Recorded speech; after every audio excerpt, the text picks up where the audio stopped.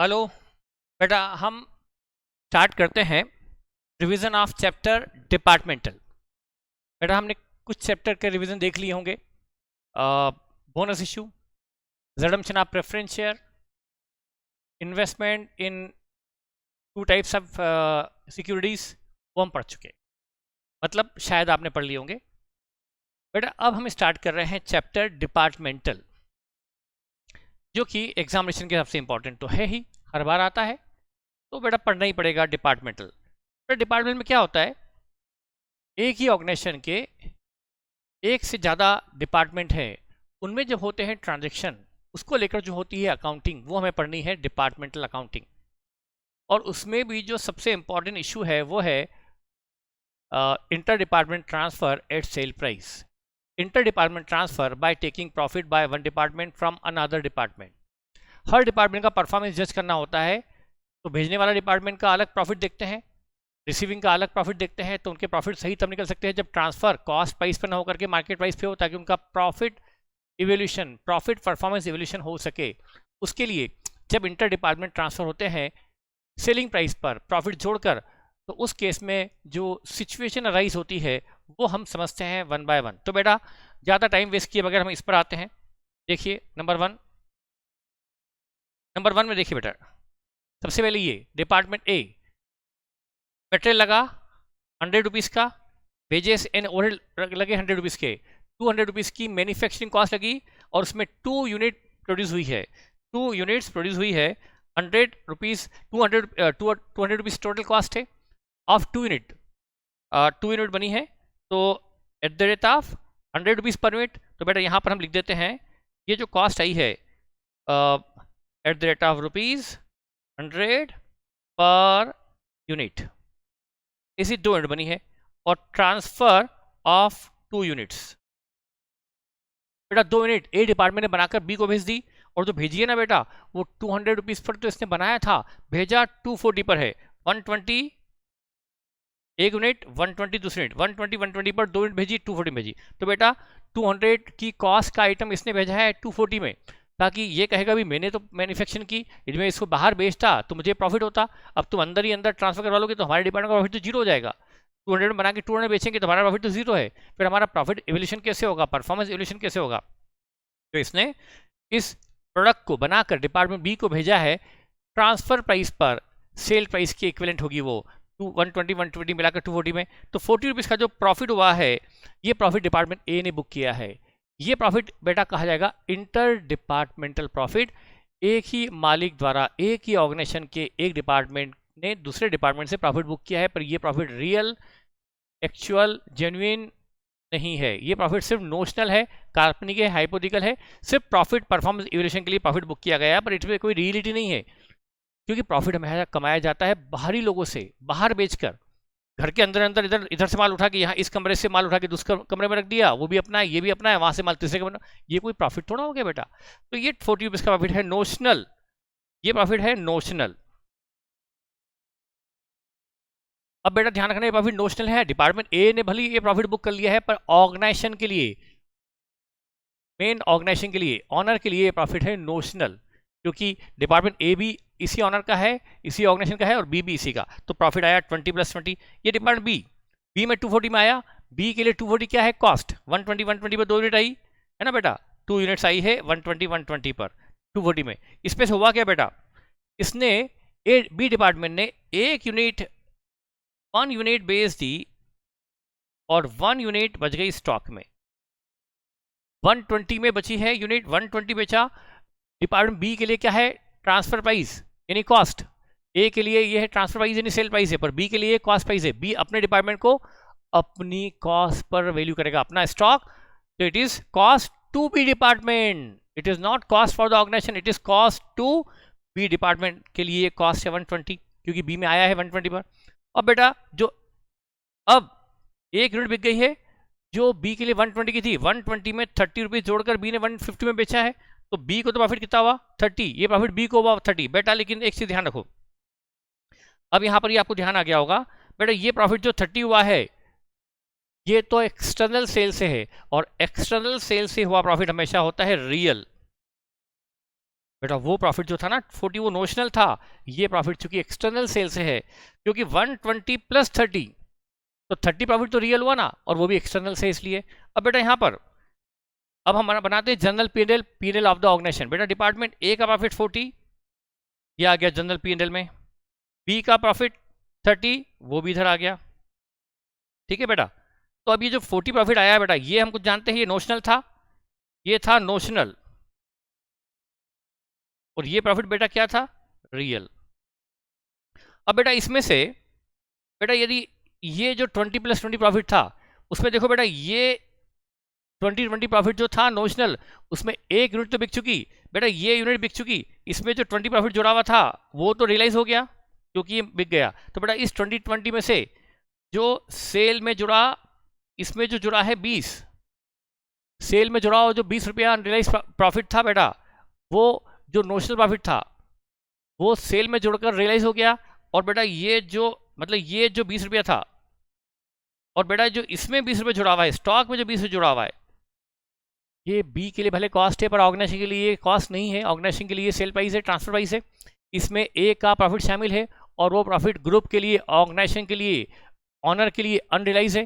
बेटा हमें क्या करना पड़ेगा, ये जो 20 प्लस 20 का प्रॉफिट आया है वो नोशनल था, उसमें एक प्रॉफिट तो जो यूनिट बिक गई, एक यूनिट बिक गई, एक नहीं बिकी, ये नहीं बिकी, तो जो बिक गई वो प्रॉफिट रियलाइज, जो नहीं बिकी वो प्रॉफिट अनरियलाइज। तो हमें क्या करना पड़ेगा, स्टॉक में जुड़ा हुआ प्रॉफिट हमेशा होता है अनरियलाइज, तो यहां बनाना पड़ेगा to stock reserve for unrealise profit. ठीक है बेटा, अब बेटा कितना, ये बेटा जो 120 है कॉस्ट टू बी डिपार्टमेंट, बेटा स्टॉक में जुड़ा प्रॉफिट होता है रियलाइज, ओ सॉरी अनरियलाइज, और सेल में जुड़ा हुआ प्रॉफिट होता है रियलाइज। तो स्टॉक है 120 का, ये है स्टॉक। बेटा 120 बी के लिए क्या है, कॉस्ट, लेकिन और ए के लिए क्या है, सेल प्राइस। ए ने प्रॉफिट क्या कमाया था बेटा, ए ने प्रॉफिट कमाया था 240 पर 40 डिवाइड बाय 240, मतलब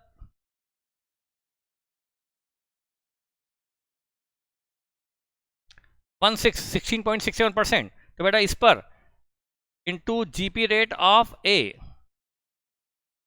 डिपार्टमेंट, बेटा इस पर प्रॉफिट किसने कमाया था, ए ने, तो 120 इंटू 16.667% यानी 1/6, तो 120 का 1/6, इसमें 20 रुपये जो प्रॉफिट जुड़ा है वो बेटा अनरियलाइज है, तो 20 रुपये का प्रॉफिट बनाया जाए अनरियलाइज प्रॉफिट के लिए स्टॉक रिजर्व।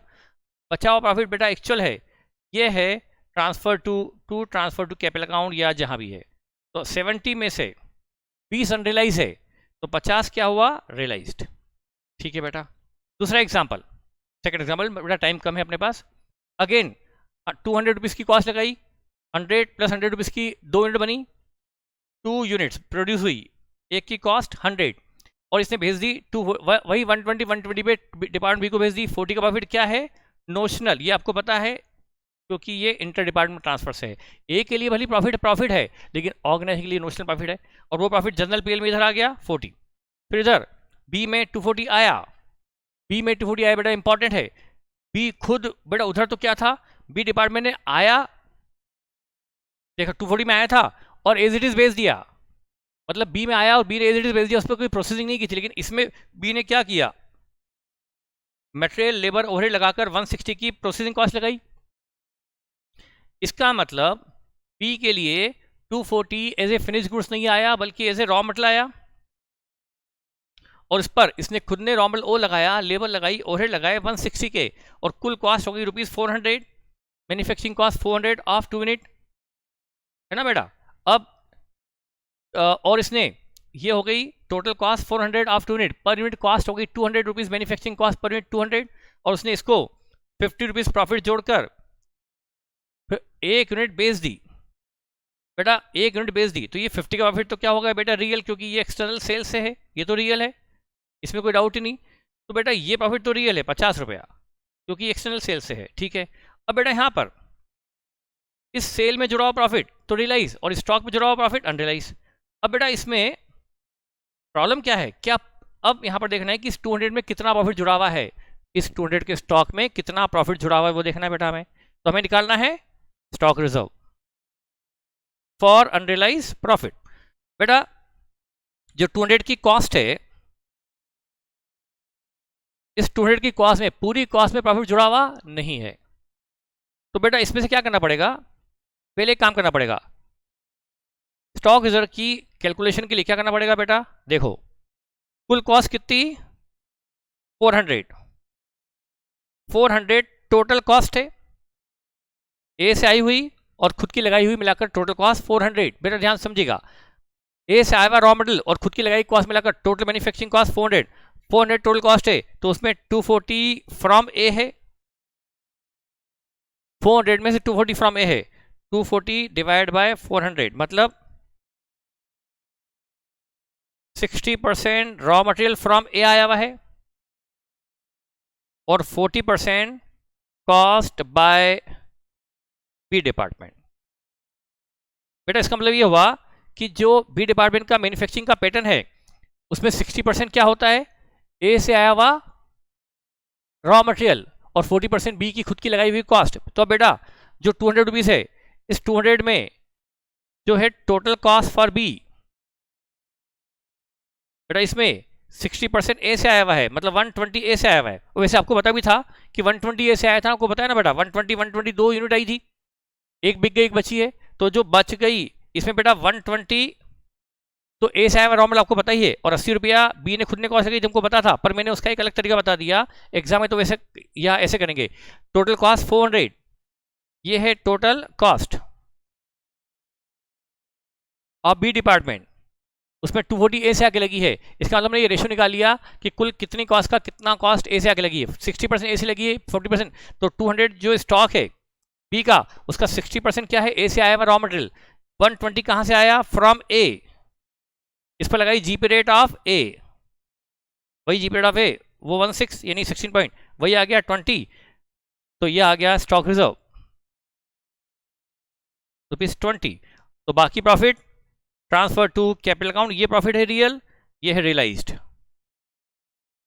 बेटा ये प्रॉफिट था 90 टोटल, है ना, 90 टोटल, 90 में से 20 अनरियलाइज्ड, तो 70 क्या हुआ, रियलाइज्ड।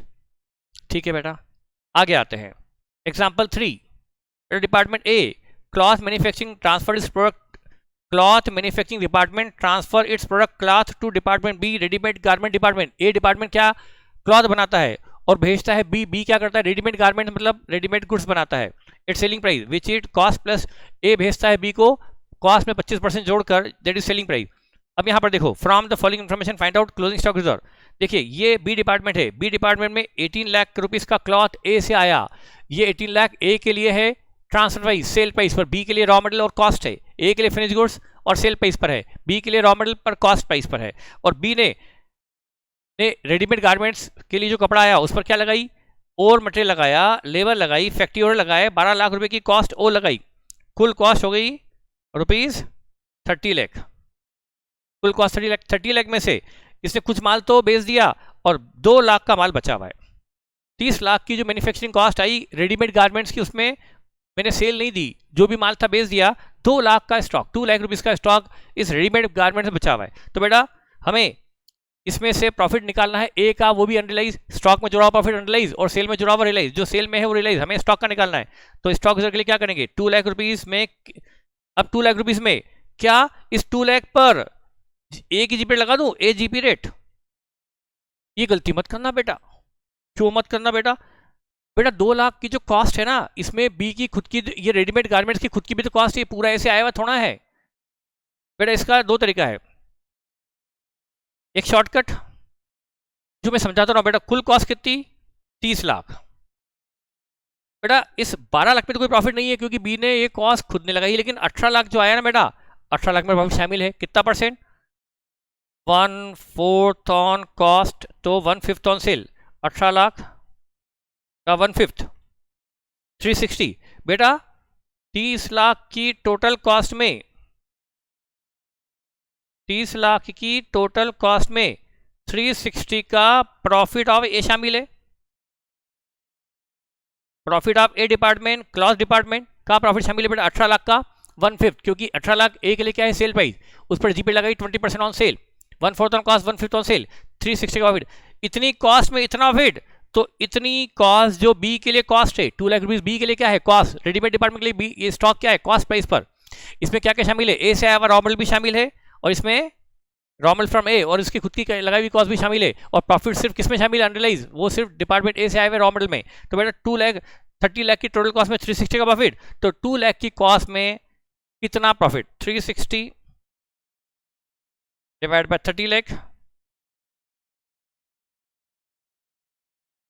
ठीक है, इंटू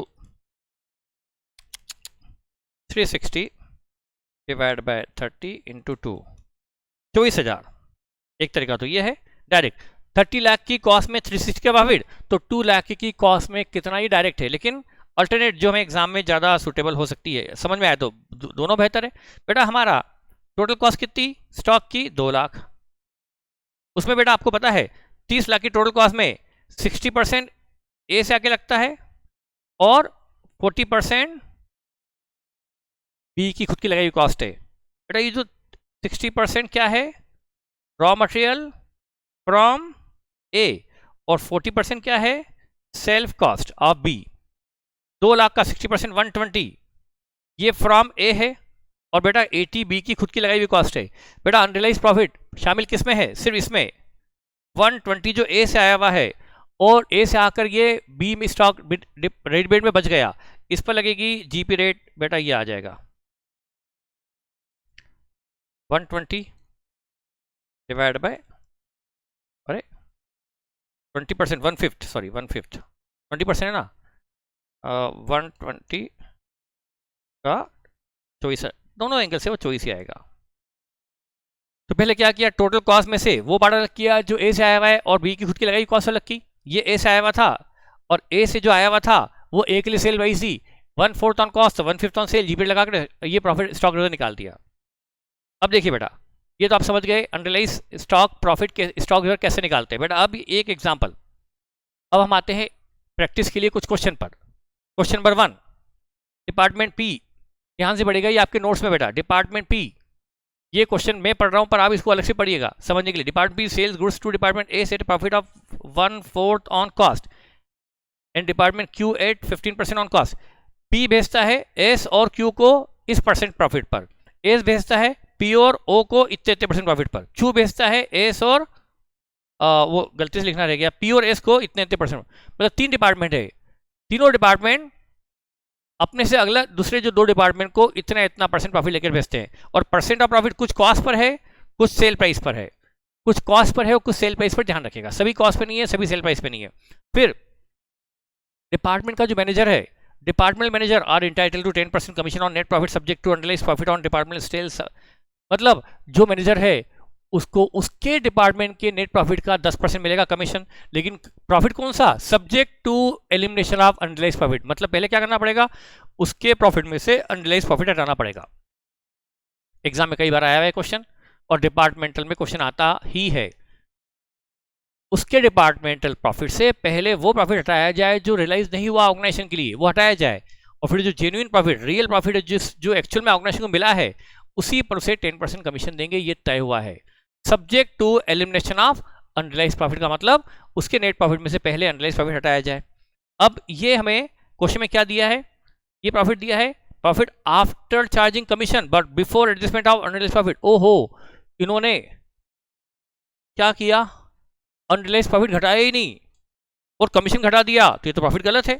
जो गलत प्रॉफिट है इसमें अनरियलाइज प्रॉफिट घटाई नहीं और कमीशन कैसे निकाल दिया, तो ये प्रॉफिट गलत है। कमीशन घटा हुआ है 10%, लेकिन स्टॉक घटने से रह गया था, तो ये प्रॉफिट इनकरेक्ट है। तो पहले इसको 90% से 100% लाओ, ये प्रॉफिट आफ्टर 10% है, आफ्टर कमीशन है, इसको 100 पे ले आओ, डिवाइड बाय 90% कर। तो बेटा हम क्या करेंगे, ये 90,000 का जो प्रॉफिट है 90,000 डिवाइड बाय 90% यानी 1 लाख आ गया, ये प्रॉफिट डिपार्टमेंट पी का। क्यू का प्रॉफिट 60 है, 60,000 प्रॉफिट है और 10% कमीशन के बाद है, तो ये भी डिवाइड बाय, इसको भी डिवाइड बाय 90% करो, ये आ गया, सॉरी ये प्रॉफिट था 90 जो दिया हुआ वो लिख रहा हूं मैं, 60 जो क्वेश्चन में दिया हुआ था और 45 ये प्रॉफिट आफ्टर चार्जिंग कमीशन है, मतलब और कमीशन की रेट क्या थी बेटा 10% कमीशन। तो इसमें कमीशन बेटा ये प्रॉफिट जो है इसको 1 लाख पे ले आओ, कमीशन जोड़ा हमने, अब जो भी कमीशन जोड़ो बेटा आप लिख देना। तो ये प्रॉफिट आ गया 1 लाख और 60,000 डिवाइड बाय 0.9 और 45,000 डिवाइड बाय 0.9 50,000। ये प्रॉफिट आ गया before commission and before stock reserve for unrealised profit. अब हम घटाएंगे अनरियलाइज्ड प्रॉफिट, फिर जो प्रॉफिट आएगा अनरियलाइज्ड प्रॉफिट घटाने के बाद उसके बाद जो प्रॉफिट आएगा उस पर 10% कमीशन देंगे। ये जो प्रॉफिट आएगा ना अनरियलाइज्ड घटाने के बाद उसके उस पर लगाएंगे 10%, ये प्रॉफिट पर लगाएंगे 10%। ठीक है, तो हमें क्या निकालना है? Unrealised profit. अब देखो बेटा उसके लिए क्या करना है, जी पीरियड तो दे रखी है ऊपर। अब देखो ट्रांसफर फ्रॉम, ये लिखा है stock lying at different department at the year and. Stock में जुड़ा हुआ प्रॉफिट होता है अनरियलाइज।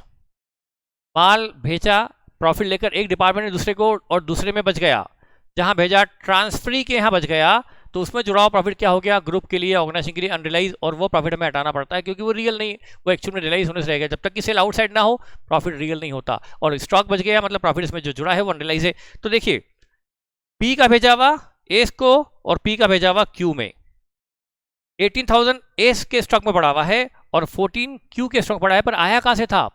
पी के यहां से। इस पर प्रॉफिट कमाया किसने था? पी ने। तो कम भी किसका होगा? स्टॉक भले एस और क्यू का है लेकिन प्रॉफिट पी के यहां से डायरेक्ट होगा क्योंकि इस पर प्रॉफिट पी ने कमाया था। और पी जब भेजता था एस को तो प्रॉफिट कमाता था 1/4 ऑन कॉस्ट, और क्यू से 15, 1/4 ऑन कॉस्ट, 1/5 ऑन सेल। 18,000 का वो यहां करना पड़ेगा। यहां पर डिपार्टमेंट पी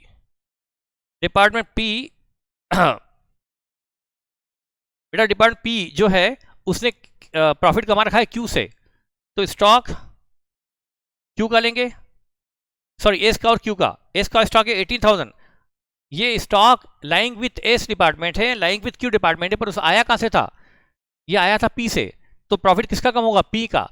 स्टॉक एस और क्यू का है पर प्रॉफिट पी के यहां से कम करेंगे। अब मुझे प्रेजेंटेशन उनके हिसाब से मैंने नोट तो बना लिया बेटा, ये डिपार्टमेंट पी के यहां से कम होगा, unrealised profit of department P department. बेटा यहां पर 18,000 स्टॉक है इस पर, और यहां स्टॉक था और इस पर जी पीरियड थी, 1/4 ऑन कॉस्ट, 1/5 ऑन सेल, 3600। ये unrealised profit of department P है, और पड़ा हुआ कहाँ है? एस और क्यू के स्टॉक में, पर प्रॉफिट तो अनरियलाइज्ड पी का है ना, 3600। अब यहां पर जो स्टॉक है 14,000 क्यू का, और डिपार्टमेंट पी जब भेजता है क्यू को तो 15% ऑन कॉस्ट कमाता है, यानी 100 की चीज 150 भेजता है, तो ये 115 के बराबर है। तो 14,000 जो है ये स्टॉक क्यू का है पर इसमें प्रॉफिट कमाया है पी ने, और ये किसके बराबर है? 115 इंटू 15। 100 की चीज कितने में भेजता है? 115 में, तो 115 पे प्रॉफिट कितना होता है? 15। तो ये 14,000 किस प्राइस पर? सेल प्राइस, और सेल प्राइस किसके बराबर? 115। कॉस्ट यदि 100 है तो सेल प्राइस 115 है, और 115 में 15 रुपीज का प्रॉफिट जुड़ा हुआ है, तो 14,000 डिवाइड बाय 115 इंटू 15, यह आ गया 1826, है ना बेटा? 1826 प्लस 3600, ये हो गया 5426। ये डिपार्टमेंट पी का प्रॉफिट है जो एस और क्यू के स्टॉक में जुड़ा हुआ है अनरियलाइज। तो 5426 प्रॉफिट कम किसके यहां से होगा? 5426 प्रॉफिट, स्टॉक प्रॉफिट, ये अनरियलाइज प्रॉफिट स्टॉक एस और क्यू का है पर प्रॉफिट किसने कमाया था? पी ने। पी के यहां से कम करेंगे, फिर जो प्रॉफिट आएगा ये प्रॉफिट आया after charging, after elimination of unrealise profit, और इसका 10% कमीशन होगा। ठीक है बेटा, तो ये मैंने आपको हिंट दे दी है बेटा, रिवीजन में इतना ही होगा, पूरा क्वेश्चन तो होगा नहीं, मैंने पी का करवा दिया, वैसे आप एस और क्यू का भी कर लेंगे। ठीक है, ठीक है बेटा। अगला क्वेश्चन वैसे बेटा क्यू रेस का आप करके देख लेना, करना तो बेटा आप ही को है, मेरे करवाने से कुछ होगा नहीं, बस आपको प्रैक्टिस तो आप ही को करनी पड़ेगी बेटा, मैंने फंडा तो क्लियर कर दिया। अब देखिए बेटा अगला question, the following balances were extract from the books of Messrs division, you are required to prepare departmental trading account and P&L account for the year ended 31 December 2016 after adjusting the unrealised profit if any. बेटा stock A department है, B department है, opening stock दिया है, purchase दी है 650 और 910, cell दी है A B department दो हैं, ओपनिंग स्टॉक दिया है, दोनों की परचेज दोनों की सेल। अच्छा, जनरल एक्सपेंसेस 125 के हैं, दोनों डिपार्टमेंट के मिला के जनरल एक्सपेंस 125 के हैं। Supplied with the following information, क्या इन्फॉर्मेशन दी है? देखिए, closing stock of A department 1 lakh include goods from A department 20 at a cost to A department. A का डिपार्टमेंट क्लोजिंग स्टॉक 1 लाख है, ए का स्टॉक क्लोजिंग नीचे दिया हुआ है, ऊपर दिया था 50 ओपनिंग स्टॉक, क्लोजिंग स्टॉक नीचे दिया 1 लाख। इस 1 लाख में एक ए डिपार्टमेंट के 1 लाख के स्टॉक में 20,000 बी से आया हुआ है, और वो बी के लिए सेल प्राइस है पर ए के लिए कॉस्ट प्राइस है। इधर बी का स्टॉक 2 लाख है, उसमें 30 ए से आया हुआ है, और जो ए के लिए सेल प्राइस है बी के लिए कॉस्ट है डेफिनेटली। और ओपनिंग स्टॉक जो एक था ना 50, ए का ओपनिंग स्टॉक 50 है, ऊपर दिया हुआ है, उसमें 10,000 ऐसा है जो बी से आया हुआ है, और बी का जो ओपनिंग स्टॉक 40 है, इसमें 15 ऐसा है जो ए से आया हुआ है। ठीक है, the rate of gross profit is uniform from year two year. जो जी पीरियड इस साल है वही जी पीरियड पिछले साल भी थी। जी पीरियड यूनिफॉर्म रहती है, ईयर टू ईयर सेम रहती है, एक जैसी रहती है, मतलब ओपनिंग स्टॉक पर जो जी पीरियड लगेगी वही क्लोजिंग स्टॉक पे लगेगी। ओपनिंग स्टॉक का भेजा था, ओपनिंग स्टॉक में मतलब पिछले साल वाला ट्रांसफर जुड़ा हुआ है, क्लोजिंग स्टॉक में इस साल वाला ट्रांसफर जुड़ा है। पिछले साल भी ट्रांसफर उसी रेट पे हुआ था, इस साल भी ट्रांसफर इसी मार्जिन रेट पे हुआ होगा, क्योंकि जी पीरियड क्वेश्चन में कहा गया यूनिफॉर्म है ईयर टू ईयर। अब मैं बताना चाहूँगा क्या, और मैं एक आपके लिए, देखिए मैंने ओपनिंग स्टॉक यहाँ लिखा, ओपनिंग स्टॉक यहाँ लिखा 2 ओपनिंग स्टॉक 50 ए का है और 40 बी का है, ये गिवन है बेटा, 50 और 40, 650 और 910, 650 परचेजेस है और 910 भी परचेजेस है, और सेल 10 और 15, 10 लाख और 15 लाख की सेल भी दी हुई है, ये गिवन है।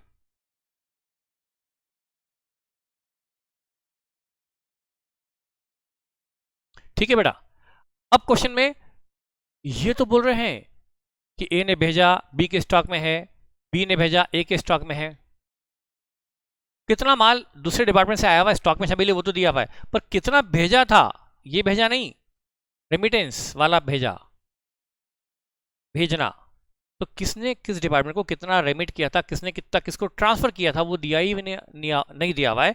तो मानना पड़ेगा कि वो ट्रांसफर ऑलरेडी ए ने यदि ट्रांसफर किया था बी को तो वो ए की सेल में शामिल है, और बी ने जो ट्रांसफर किया था ए को वो बी की सेल में शामिल है, और जिसके यहाँ ट्रांसफर हो गया या उसकी परचेज में शामिल है।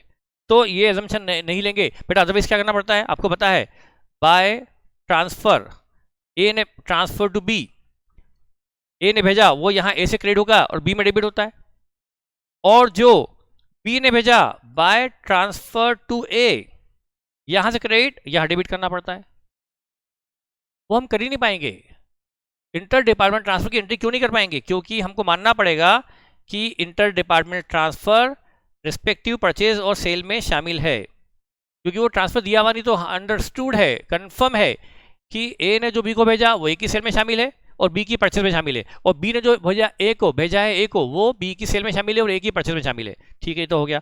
अब यहाँ निकल जाएगा जीपी, जीपी रेट। अच्छा, क्लोजिंग स्टॉक तो लिखना भूल ही गए, ए का क्लोजिंग स्टॉक दिया हुआ था ₹1 लाख, और बी का क्लोजिंग स्टॉक दिया हुआ था ₹2 लाख,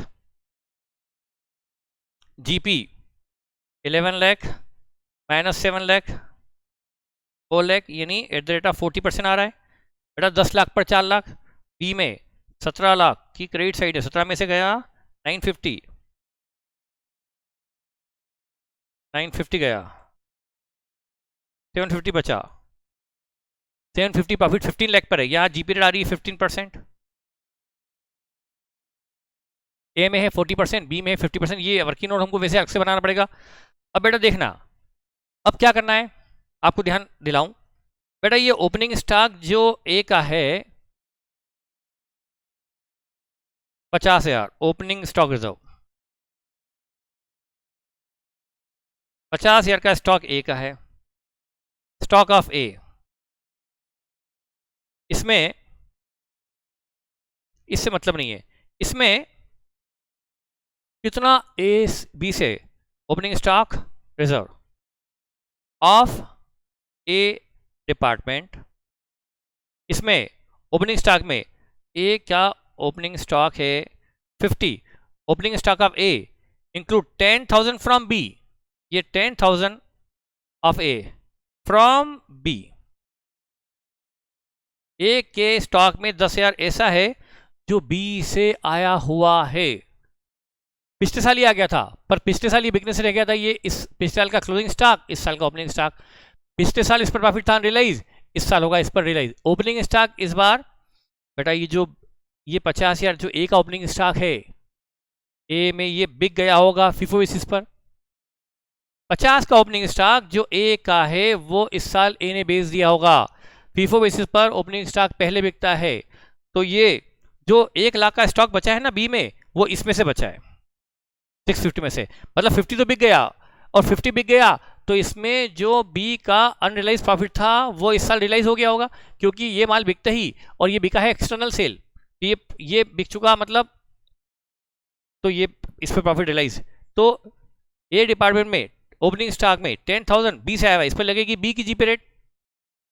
बी की जीपी रेट 50% है इस साल की, बी की जीपी रेट 50% तो इस साल की है, पर पिछले साल भी बी की जीपी रेट क्या रही होगी, यही रही होगी। ये स्टॉक बी ने पिछले साल ए को भेजा था और ए में बच गया था पिछले साल, इसमें जुड़ा हुआ प्रॉफिट था अनरियलाइज, इस साल होगा रियलाइज्ड। तो 50,000 पर ये 10,000 जो बी से आया हुआ है, इस पर बी की जीपी रेट लगेगी। यह आया 5,000, और ओपनिंग स्टॉक रिजर्व मतलब प्रॉफिट रियलाइज, तो यह आएगा बाय ओपनिंग स्टॉक रिजर्व, ये 5,000 आ गया। अच्छा, इधर ऑफ डिपार्टमेंट बी में, बी का ओपनिंग स्टॉक 40 है, और बी का ओपनिंग स्टॉक 40 है, 40 में 15,000 फ्रॉम ए है, फ्रॉम ए 15,000 ए से आया हुआ है। पिछले साल इस पर ए ने जीपी रेट क्या कमाई होगी, जो इस साल थी, क्योंकि क्वेश्चन ने कह दिया जीपी रेट यूनिफॉर्म है ईयर टू ईयर। इवन नहीं कहता तो हमें एजम्पशन लेना पड़ता कि जीपी रेट यूनिफॉर्म है ईयर टू ईयर, एजम्पशन लेना ही पड़ता। ये प्रॉफिट भी इस साल रियलाइज्ड 15,000 पर जीपी रेट स्टॉक बी का है, और इस पर जीपी रेट ए की लगेगी, क्योंकि प्रॉफिट ए ने कमाया था जो पिछले साल अनरियलाइज्ड था, इस साल रियलाइज्ड है। अब closing stock reserve, closing stock reserve मैं डायरेक्ट निकाल देता हूं बेटा, अब तो टाइम बहुत हो गया। क्लोजिंग स्टॉक रिजर्व बेटा, डिपार्टमेंट ए का स्टॉक 1 लाख ए का स्टॉक, उसमें 20 बी से आया हुआ है, 20 बी से आया हुआ है, इस पर बी की जीपी लगेगी 50%, मतलब 10,000। अच्छा, बी का स्टॉक 2 लाख, उसमें 30 ए से आया हुआ है, 30,000 फ्रॉम ए, 30,000 फ्रॉम ए, इस पर ए की जीपी रेट ये हो गया 22। यहां बनेगा क्लोजिंग स्टॉक रिजर्व जो कि अनरियलाइज है, ये प्रॉफिट अनरियलाइज। क्लोजिंग स्टॉक पर जो प्रॉफिट जुड़ा है वो अनरियलाइज, और ओपनिंग स्टॉक में जुड़ा हुआ profit realise. Opening stock reserve है ये है रियलाइज्ड, और ये है अनरियलाइज्ड। बेटा जो भी है ये हमने बना दिया stock reserve. Opening stock reserve निकालकर जनरल पीएल में क्रेडिट किया, और क्लोजिंग स्टॉक रिजर्व निकालकर जनरल पीएल में डेबिट किया, और उसका रीजन भी मैंने आपको बता दिया है बेटा, ये रिवीजन चल रहा है, ठीक है। तो ये हमने समझा कुछ क्वेश्चन जो आपको मदद करेंगे डिपार्टमेंट के क्वेश्चन करने के पहले, आप पहले इनको समझिएगा बेटा, ठीक है। अब हम क्वेश्चन समझते हैं ड्वेल स्टॉक रिजर्व वाला, ड्वेल स्टॉक रिजर्व वाला, ठीक है। एक ही डिपार्टमेंट में दो प्रॉफिट कैसे जुड़े होते हैं, ठीक है बेटा। तो उस पर तो एक काम करते हैं बेटा, ये मैंने एक क्वेश्चन बना रखा था, वो क्वेश्चन जो मैंने बना रखा था उसी को हम देख लेते, बेहतर होगा। फिर आप बेटा प्रैक्टिस खुद कर लेंगे तो अच्छा होगा, बेहतर होगा आप इसी को देख लें, मैं बताते आता हूँ, क्योंकि टाइम बेटा बचेगा। समझिए, डिपार्टमेंट ए बी सी है बेटा, ओपनिंग स्टॉक ए का है 10,000, बी का है 40,000, सी का है 20,000, ये ओपनिंग स्टॉक है ए बी सी के। बेटा यहाँ पर ए ने, ये क्वेश्चन है बेटा, ये क्वेश्चन में सब दिया हुआ होगा, मैं अभी क्वेश्चन भी समझा रहा हूँ, ये ओपनिंग स्टॉक भी क्वेश्चन में दिया हुआ होगा। ए ने मटेरियल लेबर ओवरहेड मिलाकर 110 की कॉस्ट लगाई इस साल। ओपनिंग स्टॉक तो इसका 10 था ही फिनिश गुड्स का, ए का, इसने 110 का मटेरियल लेबर ओवरहेड ओ लगाया, मतलब 110 का गुड्स इस साल और प्रोड्यूस किया, गुड्स हो गया 120 का। ओपनिंग स्टॉक था 10,000 फिनिश गुड्स, 110 का गुड्स प्रोड्यूस किया, हो गया गुड्स 120 का। अब 120 में से क्वेश्चन में दिया गया है क्लोजिंग स्टॉक 20 क्वेश्चन में दिया गया, पर ये नहीं दिया था, ये जो ट्रांसफर प्राइस है ना ये दी हुई नहीं थी क्वेश्चन में। तो 2 मिनट के लिए इसको मैं हटा लूँ, 2 मिनट के लिए मैं इसको काट देता हूँ। मान लो ये दी हुई नहीं है, ये हम निकाल रहे हैं। हाँ ये सेल दी हुई थी शायद, transfer by A to B और बी टू सी दिया हुआ नहीं था, वो हम निकाल रहे हैं। देखो बेटा आप, ओपनिंग स्टॉक गिवन था, 110 का गुड्स प्रोड्यूस किया, ये भी गिवन था, और 20 का बी ए में क्लोजिंग स्टॉक बचा, ये भी गिवन था। अब देखो पर ए ने बी को कितने में भेजा, कैसे भेजा, वो क्वेश्चन में दिया हुआ है।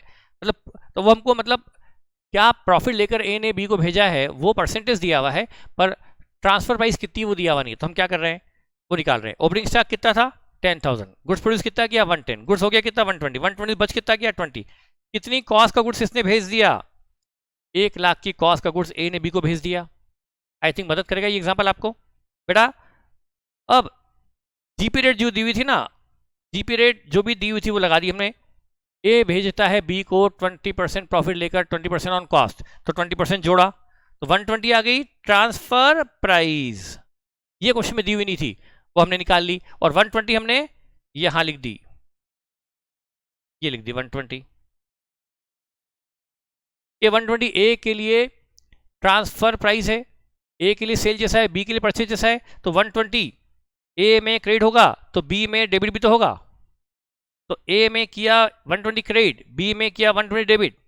ए के लिए 120 सेल प्राइस है, ट्रांसफर प्राइस है, बी के लिए 120 कॉस्ट है, 120 ए के लिए फिनिश गुड्स है, वही 120 बी के लिए रॉ मटेरियल है। ठीक है भाई, ये भी हो गया।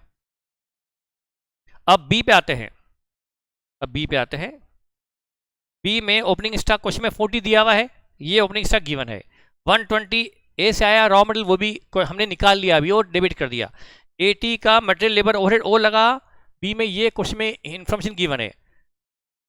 अब ओपनिंग था बी में 40, बी ने गुड्स बनाया कितना 120 का रॉ मटेरियल लगाया, 80 के लेबर ओवरहेड लगाया। फिर से देखो बी में ओपनिंग स्टॉक कितना था 40, बी ने 120 का मटेरियल ए से आके लगाया, 80 का मटेरियल लेबर ओवरहेड खुद का लगाया, कुल गुड्स बनाया 2 लाख की कॉस्ट का गुड्स बी ने बनाया, ये 2 लाख बी में जोड़ दिया। गुड्स बी में कितना हो गया 240, 240 में से 30 बी में बचा हुआ, ये क्वेश्चन में दिया हुआ है। तो बी ने भेजा कितना सी को 210, बी ने सी को भेजा 210। अब 210 में प्रॉफिट जोड़ा 1/3, जीपी रेट दिए क्वेश्चन ने 1/3 ऑन कॉस्ट, तो 210 का 1/3 जोड़ दिया 70, 280 क्या आ गई transfer price by B to C. 280 का गुड्स बी ने सी को ट्रांसफर किया। बेटा यहाँ तक तो कोई दिक्कत भी नहीं है, आप भी कर लोगे, खास स्टॉक रिजर्व पे हम ध्यान देंगे। 280 का गुड्स बी ने सी को भेजा, तो 280 बी से किया क्रेडिट, 280 ट्रांसफर टू सी करके बी से क्रेडिट, और सी में 280 डेबिट कर दिया। ठीक है, तो ये ए ने बी को कितना भेजा वो दिया हुआ नहीं था, बी ने सी को कितना भेजा वो दिया हुआ नहीं था, वो हमने ये वर्किंग नोट बनाकर निकाल लिया। बेटा अब यहां तक तो आ गया, ठीक है ठीक। अब देखो बेटा सी का ओपनिंग स्टॉक गिवन था 280, बी से आया, वो भी हमने निकाल कर डेबिट कर दिया। सेल गिवन है कि सी में सेल कितनी हुई, और स्टॉक भी गिवन है 40 का, तो जीपी भी आ गया। बस बेटा बचा क्या, स्टॉक रिजर्व की कैलकुलेशन जो सबसे इंपॉर्टेंट है, स्टॉक रिजर्व की कैलकुलेशन जो सबसे इंपॉर्टेंट है बेटा, वो देख लीजिए। उसके बाद आप क्वेश्चन खुद करेंगे तो ही मजा आएगा। एग्जाम्पल समझ लो और खुद सॉल्व करना उनको अपने से। तो 120 और 280, 120 ए ने बी को भेजा और 280 बी ने सी को भेजा, ये गिवन नहीं था, ये हमने निकाल लिया बाय दिस वर्किंग नोट, और ये भी इंपॉर्टेंट है। ठीक है, अब बेटा क्वेश्चन में ओपनिंग स्टॉक जो ए का है, इसमें तो कहीं से कोई प्रॉफिट आया नहीं है, तो वो कोई प्रॉफिट इसमें इंक्लूड ही नहीं है। लेकिन बी क्या ओपनिंग स्टॉक में किसका प्रॉफिट इंक्लूड होगा, बी के ओपनिंग स्टॉक में किसका प्रॉफिट इंक्लूड हो सकता है बेटा, बी का पैटर्न क्या है, प्रोडक्शन पैटर्न। बी का प्रोडक्शन पैटर्न क्या है कि वहां ए से आता है रॉ मटेरियल और खुद भी लगाता है कॉस्ट। तो बी में जो प्रोडक्शन पैटर्न है, इसमें बी ए से मंगाता है रॉ मटेरियल और खुद लगाता है मटेरियल लेबर ओवरहेड। तो टोटल कॉस्ट का कुछ हिस्सा ए से आके लगता है, कुछ हिस्सा खुद लगाता है, और ए से आए हुए पोर्शन में ए का प्रॉफिट इंक्लूड रहता है, क्योंकि ए प्रॉफिट लेकर भेजता है। ए में प्रॉफिट क्या रेट क्या थी 20% ऑन कॉस्ट, और बी में क्या थी, ए प्रॉफिट बी से कितना लेता है 20% ऑन कॉस्ट, और बी कितना लेता है 1/3 ऑन कॉस्ट। वो हमको रेट गिवन होगी, उससे हमने वो ट्रांसफर प्राइस निकाल ली थी जो नहीं गिवन थी। तो अब ये 40,000 जो ए का स्टॉक है ना, बी का स्टॉक है ना, बी का स्टॉक, ये जो बी का स्टॉक है ना, इस बी के स्टॉक में ए का अनरियलाइज्ड प्रॉफिट बिल्कुल शामिल होगा, और क्वेश्चन में वो दिया हुआ मिलेगा आपको, वो दिया हुआ मिलेगा, ओपनिंग स्टॉक रिजर्व मिलेंगे, और बी के स्टॉक में शामिल होगा ए का, और सी के स्टॉक में प्रॉफिट होगा ए और बी दोनों का, क्योंकि ए ने भेजा बी को और वही माल प्रोसेस करके बी ने सी को भेज दिया। ए ने भेजा बी को, उसी रॉ मटेरियल पर बी ने फर्दर प्रोसेसिंग करके सी को भेज दिया, तो जो सी को भेजा उस पर बी ने भी प्रॉफिट कमाया, और ए का प्रॉफिट तो जुड़ा हुआ है ही सही, तो सी के स्टॉक में ए और बी दोनों का प्रॉफिट शामिल है, वो भी आपको गिवन मिलेगा, ओपनिंग स्टॉक रिजर्व गिवन मिलेगा। निकालना किसका है? सिर्फ क्लोजिंग स्टॉक रिजर्व। तो हमारी मेहनत किस पर हम करना चाहते हैं, जो हमारा एफर्ट्स है वो है बी और सी के क्लोजिंग स्टॉक रिजर्व की calculation, stock reserve for unrealised profit की कैलकुलेशन, जिस पर हमें एफर्ट्स करना है। ठीक है बेटा, तो हम शुरू करते हैं। नंबर वन बेटा, ये जो स्टॉक है मेरा पूरा फोकस इस पर है बेटा, क्वेश्चन ही मैंने इसके लिए लिया है। जो 30,000 का स्टॉक है बी का, इसमें कितना प्रॉफिट, अच्छा इसमें प्रॉफिट शामिल है क्या अनरियलाइज? हाँ, ए का। कैसे, वो समझते हैं। पहले मैं समझाता हूं ओरली बेटा, पहले ओरली 30,000 जो स्टॉक है बी का,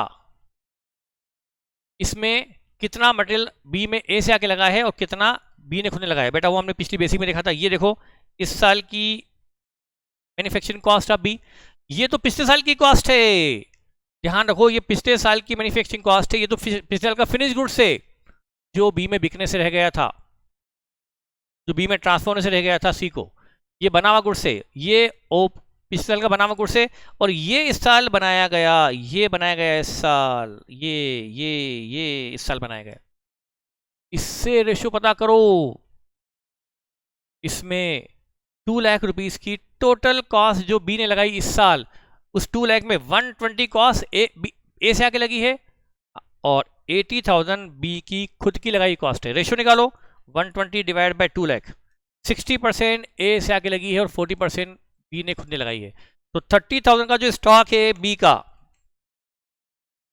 इसका 60% ए से आके लगा है, 40% बी ने खुद ने लगाया, तो 30,000 का 60%, 18,000 जो है वो ए से आया हुआ है, तो 30,000 जो बी का स्टॉक है वो बी के लिए कॉस्ट है, उसमें 18,000 ए से आके लगा हुआ रॉ मटेरियल है, और 12,000 बी की खुद की लगाई हुई कॉस्ट है, क्योंकि बी जो फिनिश गुड्स बनाता है उसमें ए से आया हुआ मटेरियल भी शामिल होता है, और खुद की लगाई हुई मटेरियल लेबर ओवरहेड भी तो होती है। जैसे इस साल देखो ना, 120 आपने देखा ना, 120 तो ए से आई थी और 80 बी ने खुद ने लगाई थी, तो रेशियो क्या बैठा, 60 और 40। तो बी का प्रोडक्शन पैटर्न आपको पता पड़ गया, 60% कॉस्ट ए से आके लगती है, 40% बी खुद लगाता है, तो 30,000 का 60% 18,000 ए से आके लगाए, 18,000 बी के लिए भले कॉस्ट होगी, बी के लिए भले रॉमल होगा, पर ए के लिए वो सेल प्राइस है, ए के लिए वो ट्रांसफर प्राइस है, ए के लिए वो फिनिश गुड्स है, तो 18,000 पर ए की जीपीएड लगाओ, और ए की जीपीएड क्या है, 18,000 ए के लिए सेल प्राइस है, हाँ ए की जीपीएड थी 1/5 ऑन कॉस्ट, 1/6 ऑन सेल, 18,000 का 1/6 3,000 आ गया, इसमें जुड़ा हुआ ए का प्रॉफिट, ये हम निकालेंगे ऐसे ही, ठीक है।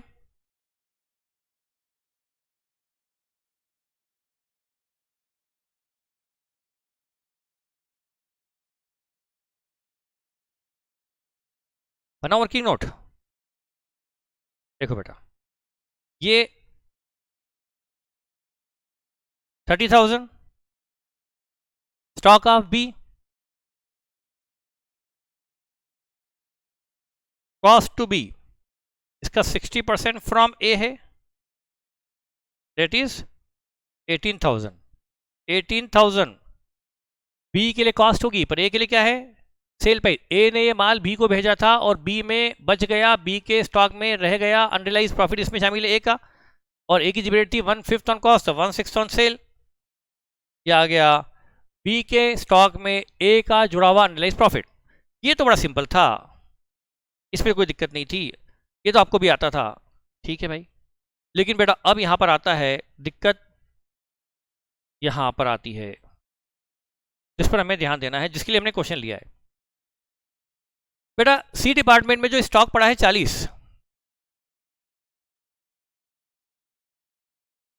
सी के यहाँ जो स्टॉक है 40।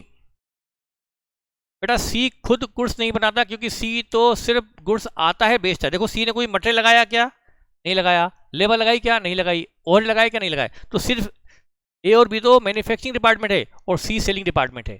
ए और बी तो रॉ मटेरियल लगाते हैं, लेबर लगाते हैं, और लगाते हैं, ये सिर्फ ए और बी लगाते हैं, सी नहीं लगाता। मतलब सी डिपार्टमेंट सेलिंग डिपार्टमेंट है। सी गुड्स बनाता नहीं, सिर्फ बेचता है बैठे बैठे।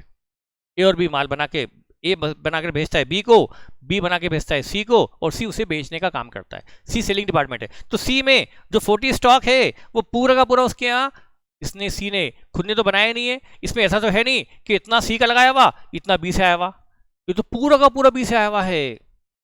जैसे आप देखो ना, सी में देखो ओपनिंग स्टॉक कितना था 20, बी से आया कितना 280। इसके अलावा इसने खुद ने मटेरियल कहाँ लगाया, इसने खुद ने परचेस कहाँ करी, ये तो ये सी पूरा डिपेंड किस पर है? बी पर। बी से आए हुए गुड्स को ही तो बेचता है। तो ये 40,000, ध्यान दो 40,000 जो है cost closing stock of C, cost to C, but ये पूरा का पूरा बी से आया हुआ है। तो वर फ्रॉम बी डिपार्टमेंट, ये कहां से आया हुआ था? बी डिपार्टमेंट से पूरा का पूरा। बेटा पिछले क्वेश्चन में जो 30,000 था ना बी का स्टॉक, उसमें से 60% ये से आया था, लेकिन ये 40 पूरा का पूरा बी से आया हुआ है। तो ये बी से, इस पर जी पीरियड किसकी लगेगी? ये 40,000 किसके लिए? बी ने भेजा सी को, और सी में बिकने से रह गया। तो इस पर बी का प्रॉफिट क्या है? अनरियलाइज। बी की जी पीरियड क्या थी? बी की जी पीरियड थी 1/3 ऑन कॉस्ट, 1/4 ऑन सेल। तो इसका 1/4 करो, 10,000। ये है सी के स्टॉक में जुड़ा हुआ बी का अनरियलाइज प्रॉफिट। 40,000 सी के लिए कॉस्ट है, पर बी के लिए सेल प्राइस है, और इस पर बी की जी पे लगेगी 1/4 ऑन सेल, 1/3 ऑन कॉस्ट। तो ये प्रॉफिट आ गया। ये प्रॉफिट तो सिर्फ एक आया, सी के स्टॉक में बी का जुड़ा हुआ अनरियलाइज प्रॉफिट आया समझ में? अब बेटा सबसे इंपॉर्टेंट पॉइंट तो अब शुरू होता है। 40,000 बी के लिए क्या है? 40,000 बी के लिए क्या है? Sale price. सी के लिए क्या थी? कॉस्ट। बी के लिए सेल। और इस 40 में बी का खुद का प्रॉफिट 10 है। तो यदि मैं now 40,000 minus 10,000 equal to 30 cost for B, by chance ये फिर 30 आ गया कॉस्ट फॉर बी। बेटा 40,000 बी के लिए सेल प्राइस थी, इसमें बी का प्रॉफिट 10,000 है, वो घटा दो तो ये क्या आ गई? 30,000 कॉस्ट फॉर बी। और फिर से वही बात, 30,000 बी के लिए कॉस्ट है, और बी 30,000, बी ने 30,000 की कॉस्ट का गुड्स बनाकर 10,000 जोड़कर सी को 40,000 में भेजा था, और सी में वो बिकने से रह गया। इसमें प्रॉफिट अनरियलाइज रह गया 10,000 बी का। ठीक है, मतलब वो 30 की कॉस्ट का था, 30 पर बी ने बनाया था। अच्छा, जो 30,000 बी की कॉस्ट थी, ये कॉस्ट बी की खुद की थी, या इसमें 60% ए से आके लगी हुई थी? इसकी 60% ए से आके लगी हुई थी। बाई चांस वो 30 फिर से आ गया, मतलब इसमें 18,000 कहाँ से आया हुआ था? 18,000 फ्रॉम ए आया हुआ था। इस 30,000 में 18,000 ए से आया हुआ था, और 12,000 बी की खुद की लगाई हुई कॉस्ट थी। 30,000 जो बी की कॉस्ट है, उसमें 60% ए से आगे लगी थी, 12,000 बी की खुद की थी। आपको रेशियो बताइए बी का, कि बी जब गुड्स बनाता है तो 60% कॉस्ट खुद लगाता है, बी 60% कॉस्ट ए से लेता है, 60% नॉर्मल ए से लेता है, 40% खुद लगाता है। तो 30 का जो गुड्स बना के उसने सी को भेजा था, उसमें भी तो 60% तो ए से आया हुआ रॉ मटेरियल है 18,000, और 18,000 में ए का प्रॉफिट अनरियलाइज है। इस पर जी पीरियड ए की लगेगी, 18,000 इंटू ए की जी पीरियड वही 1/6, वही 3,000। तो सी के स्टॉक में ये 10,000 भी अनरियलाइज है, ये 3 भी अनरियलाइज है। 13,000 का स्टॉक रिजर्व बनेगा सी के स्टॉक में, 13,000 का फिर अनरियलाइज इंक्लूड है। आई होप आपको समझ में आ गया होगा बेटा, और रिवीजन में इतना ही समझाना पॉसिबल है, क्योंकि मेन क्लास नहीं, रिवीजन क्लास में बेटा एक बार बताना जरूरी है बस। ठीक है, ये भी हो गया। ठीक है, अब एक वैरायटी हम और कवर कर रहे हैं, अलग से कवर कर रहे हैं। देखिए बेटा, मैं अलग से कवर करवा देता हूँ वो question. For example, for example वो क्या है बेटा, समझिए। देखिए डिपार्टमेंट ए है, ये एक काम करो ना, क्यों अपन मेहनत करें, उसकी बजाय बना बनाया क्वेश्चन ले लेते हैं ना अपन डिपार्टमेंटल से, वो भी अच्छा है सर। डिपार्टमेंटल के अपन क्वेश्चन देख लेते हैं। डिपार्टमेंटल डिपार्टमेंटल में ये क्वेश्चन ले लेते हैं बेटा अपन, ये वाला। देखिए ये क्वेश्चन देख लो आपका नोट्स के, ये जेड लिमिटेड बेटा परचेज है 6,000, 12,000 एंड 14,400 यूनिट्स है, और इसकी परचेज वैल्यू तीनों की मिलाकर ₹6 लाख दी हुई है। वो गलती से थोड़ा इधर, मतलब गलती से नहीं, वो इधर दिख रही है। 6 लाख रुपीस क्या है, परचेजेस टोटल, मतलब ये तीनों की मिलाकर परचेज है ₹6 लाख। ठीक है, तीनों की मिलाकर परचेज वैल्यू 6 लाख है बेटा। अब यूनिट बिकी है ए डिपार्टमेंट में 6120, बी में 11,520 और 14,976, और बिकी है एट द रेट ऑफ 40 पर minute, at the rate of 45, at the rate of 50 पर मिनट, और क्लोजिंग स्टॉक बी यूनिट में दिया है इतना इतना बच गया। तो बेटा इससे ओपनिंग स्टॉक निकल जाएगा यूनिट में। सेल दी है, क्लोजिंग दिया है, ओपनिंग दी है, ओपनिंग नहीं दी तो ओपनिंग यूनिट आप निकाल लोगे बेटा। ओपनिंग यूनिट निकालोगे बाय वर्किंग नोट। कैसे बेटा, वो आप वर्किंग नोट बना लेना, इतना प्रेजेंटेशन पॉसिबल नहीं है। जैसे डिपार्टमेंट ए का देखो 600 बचा है बेचने के बाद, 600 बचा है प्लस 3120 बेटा, 600 बच गई है, 6120 बेचने के बाद 600 बची है, 6120 यूनिट बेचने के बाद प्लस 600, जबकि ये खरीदी इस साल सिर्फ 6000 थी, तो ओपनिंग आ गई 720 यूनिट। ओपनिंग स्टॉक आप निकाल लोगे 720 यूनिट, वो आप निकालोगे एबीसी का ओपनिंग स्टॉक इन यूनिट, वो आप निकालोगे वर्किंग नोट में। ठीक है बेटा, निकल जाएगा ऐसा तीनों का ओपनिंग स्टॉक। अब आपको क्या करना है, डिपार्टमेंटल ट्रेडिंग बनाना है। Assuming that GP rate on sale is uniform in all the department. ये 3 प्रोडक्ट है या 3 डिपार्टमेंट है, तीनों डिपार्टमेंट में जीपी रेट यूनिफॉर्म है, एक जैसी है। डिपार्टमेंट ए में जीपी रेट XYZ% है, तो डिपार्टमेंट बी में भी वही XYZ% है, और डिपार्टमेंट सी में भी जीपी रेट XYZ% है। ठीक है बेटा, ठीक है सर। अब प्रॉब्लम क्या है बेटा, हम जब ट्रेडिंग बनाने जाएंगे तो दिक्कत क्या आएगी बेटा,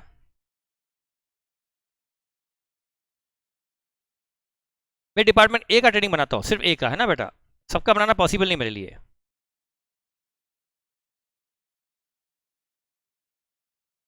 डिपार्टमेंट ए का ट्रेडिंग बनाना हो सिर्फ ए का, ऐसा आपको तीनों बनाना है।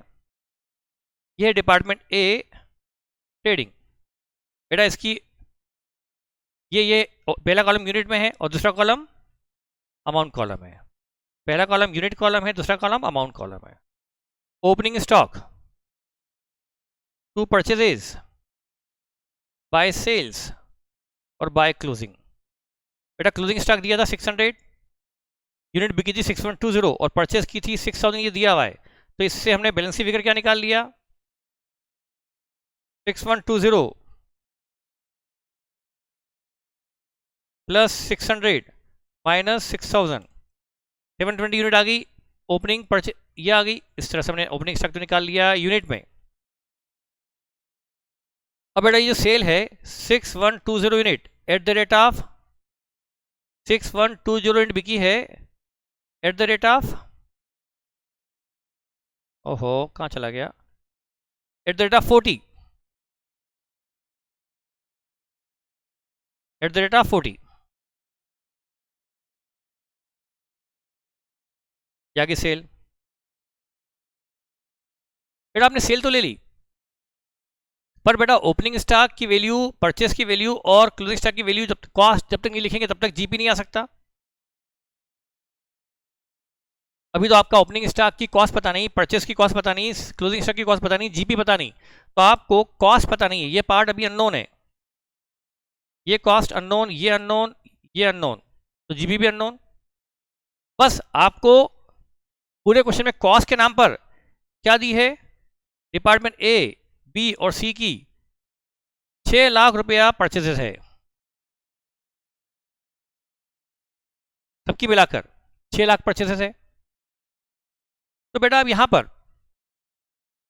प्रॉब्लम क्या है, 6 लाख, बेटा आपको पता है एक तरफ हमें चाहिए होती है sale value of goods sold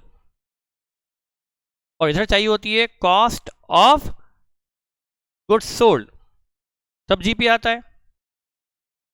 बेटा हमें sale value of goods sold तो गिवन है, तीनों की सेल वैल्यू तो गिवन है, कितनी यूनिट बिकी, कैरेट बेबी की sale value of goods sold तो गिवन है, पर कॉस्ट जो गिवन है ना, कॉस्ट परचेस कॉस्ट जो गिवन है, ये कॉस्ट जो गिवन है, कॉस्ट गिवन यूनिट परचेस की है या यूनिट सोल्ड की है, ये है यूनिट परचेस की कॉस्ट, और हमें चाहिए गुड्स सोल्ड की कॉस्ट। जीपी तभी निकल सकता है ना। तो बेटा जीपी निकालने के क्या चाहिए, जो यूनिट बिकी उसकी कॉस्ट चाहिए, और हमें कॉस्ट किसकी दी है, जो खरीदी गई उसकी। तो उसके लिए हमने एक काम किया, एक ट्रिक लगाई बेटा, इतना टाइम नहीं कि मैं आपको टाइम दूं, तो हमने एक काम किया, मैं आपको थोड़ा स्पीड से बता रहा हूं। बेटा हमने क्या किया, जीपी रेट निकालने के लिए, जीपी रेट तीनों डिपार्टमेंट की एक है, ये क्वेश्चन ने हिंट दे दी है। तो बेटा क्या, एक काम करो, आपको क्वेश्चन में कॉस्ट दी है परचेजेस की 3 लाख, और सॉरी 6 लाख कॉस्ट दी है परचेजेस की, purchases at cost, purchase cost पे होती है। बेटा ये यूनिट खरीदी कितनी कितनी, यूनिट खरीदी है बेटा 6,000, 12,000, 14,400,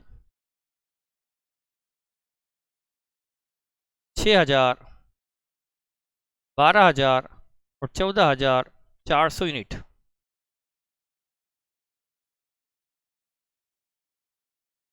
बेटा क्वेश्चन स्पीड से डिस्कस हो रहा है। प्रॉब्लम क्या है बेटा, आपको क्वेश्चन में सेल प्राइस पता है, सेल वैल्यू पता है, पर कॉस्ट पता नहीं है। तो कॉस्ट पता करने के लिए हम ये मेहनत कर रहे हैं। बेटा हमको तीनों की सेल प्राइस दिए, एक ए डिपार्टमेंट में आइटम बिकता है 45 में, बी में बिकता है नहीं 40, 45, 50, 40, 45, 40, 45 और 50। बेटा ये सेल प्राइस तो गिवन है, इसमें यदि मैं जीपी घटा दूं तो मुझे आ जाएगी कॉस्ट, और ये कॉस्ट मुझे पता पड़ेगी तीनों की अलग अलग, तो मैं तीनों का ट्रेडिंग बना सकता हूँ अलग अलग। तो उसके लिए मुझे कॉस्ट चाहिए, और क्वेश्चन में कॉस्ट प्रति यूनिट दी हुई नहीं थी, सेल प्राइस प्रति यूनिट दी थी, और सेल प्राइस से कॉस्ट निकालने के लिए मुझे जीपी घटाना पड़ेगा, और जीपी रेट लकीली तीनों डिपार्टमेंट की यूनिफॉर्म है, सिमिलर है, ऐसा क्वेश्चन की हिंट है। और चूंकि सेल प्राइस तीनों की अलग अलग है तो कॉस्ट तो अलग अलग होगी ना, हम कॉस्ट तो अलग अलग निकालेंगे ना, कॉस्ट यूनिफॉर्म नहीं है, कॉस्ट एक जैसी नहीं है, कॉस्ट आप एवरेज नहीं कर सकते, तीनों की कॉस्ट अलग अलग है, तो सेल प्राइस अलग अलग है, सेल प्राइस अलग अलग है तो, और जीपी रेट एक है, लेकिन कॉस्ट तो अलग अलग होगी ना, परचेस प्राइस तो अलग अलग होगी ना। तो हमें तीनों का ट्रेडिंग अलग अलग बनाने के लिए हमको परचेस प्राइस अलग अलग चाहिए, सेल प्राइस तो अलग अलग गिवन है पर परचेस प्राइस अलग अलग गिवन नहीं है, कॉस्ट अलग अलग गिवन नहीं है। कॉस्ट निकालने के लिए हम एक हिंट, एक ट्रिक लगा रहे हैं। बेटा हमने क्या माना, सिर्फ वर्किंग नोट में by sale value of purchases, unit खरीदी कितनी, 6,000, 12,000, 14,400। बेटा एक्चुअल सेल तो कुछ और है, हमको बताएं कि सेल तो कुछ और ही है। जैसे ए में सेल है 6,120 यूनिट, बेटा एक्चुअल में ये 6,000 यूनिट की सेल हमने ली है, जबकि एक्चुअल में 6,120 भी की है, पर हम रफ में सिर्फ जीपी रेट निकालने के लिए सेल मान रहे हैं, ये कोई एक्चुअल ट्रेडिंग नहीं है, मेमोरेंडम ट्रेडिंग है, just to calculate GP rate. और जीपी रेट निकालने के लिए हमेशा जोड़ तोड़ जुगाड़ कर सकते हैं, ये जुगाड़ है, एक रफ वर्क है, एक एजम्पशन है, एजम्पशन भी क्या बोले, एक रफ वर्क। बेटा हम ये माने कि जो हमने खरीदा, जो खरीदा वो पूरा पूरा बेच देते, तो ये बिकता 40 पर, ये बिकता 45 पर, ये बिकता 50 पर। 6,000 खरीदा वही बेच दिया, 12 खरीदा वही बेच दिया, 14,400 खरीदा वही बेच दिया, तो ये आ गई जितनी यूनिट की कॉस्ट है उतनी यूनिट की सेल आ गई, तो ये आ जाएगा जीपी। अब जीपी किसका आएगा, ए का, बी का, सी का, तीनों का आ जाएगा। इससे हम अब देखो बेटा क्या करा अपन ने, 6,000 इंटू 40, हमने 240 की नोशनल सेल ले ली, माना कि जो गुड्स खरीदा वही बेच देते तो क्या प्रॉफिट होता, 12,000 इंटू 45, 540, और 14,400 इंटू 50, 720।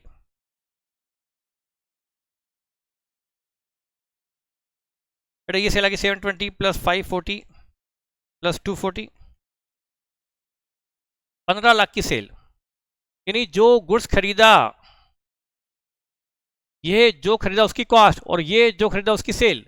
अब यहां मैचिंग होता है, एक तरफ में रखूं से परचेज, एक तरफ रख दूं सेल, इससे जीपी तो नहीं निकलता। जीपी के लिए क्या चाहिए होती है? Sale minus COGS. तो हमने क्या करा, जो यूनिट खरीदी उसी को हमने सेल एज्यूम कर लिया, क्योंकि दिक्कत क्या थी, जिनकी हमें सेल वैल्यू पता थी, जो यूनिट बिकी उनकी सेल वैल्यू पता थी पर उनकी कॉस्ट पता नहीं थी। मतलब ये बेटा जो यूनिट बिकी है 6120, मैं बीच में पता नहीं क्या क्या करने लगता हूँ, 6120 इसकी बिकी है, 11520 रफली बोल रहा हूँ, 11520 और 14976 ऐसी कुछ बिकी है डिपार्टमेंट ए बी सी की, 40 45 और 50 में। बेटा ये सेल तो पता है, और जो यूनिट बिकी ये है गुड सोल्ड, इनकी कॉस्ट पता नहीं है, कॉस्ट ऑफ गुड सोल्ड पता नहीं है, ये है गुड सोल्ड, इनकी कॉस्ट पता नहीं है, कॉस्ट पता नहीं है, कॉस्ट ऑफ गुड सोल्ड। तो हम जीपी नहीं निकाल सकते ऐसे, तो हमने एक दूसरा तरीका यूज किया, जिनकी हमें कॉस्ट पता है उसकी हमने सेल वैल्यू निकाल ली, उल्टा चल गए, चलेगा। इससे जीपी आ गया, मतलब ये 6 लाख का जो गुड्स खरीदा ये सारा भेज देते तो बिकता कितने में? 15 लाख में बिकता। प्रॉफिट कितना होता? 9 लाख होता। 9 लाख होता किस पर? 15 लाख पर। जीपी रेट आ गई 60% आ गई ऑन सेल। बस आप क्या करो, जीपी रेट 60% ऑन सेल घटा दो, ये आ गई आपकी कॉस्ट।